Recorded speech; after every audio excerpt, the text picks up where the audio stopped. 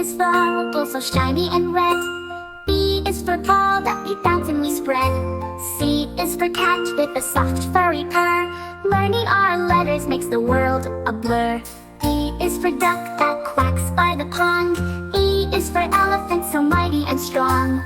F is for fish that swim in the sea. G is for grapes on a vine, sweet as can be.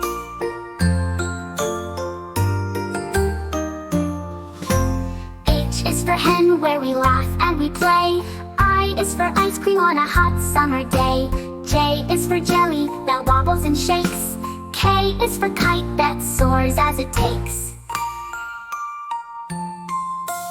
L is for lion with a big loud roar. M is for moon that shines evermore.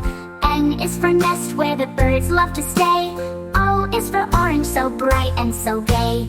P is for penguin that waddles on ice. Q is for queen, so kind and so nice. R is for rainbow with colors so bright. S is for star that twinkles at night. T is for train that chugs down the track. U is for umbrella we hold when it's wet back. V is for violin that plays a sweet tune. W is for whale that sings to the moon.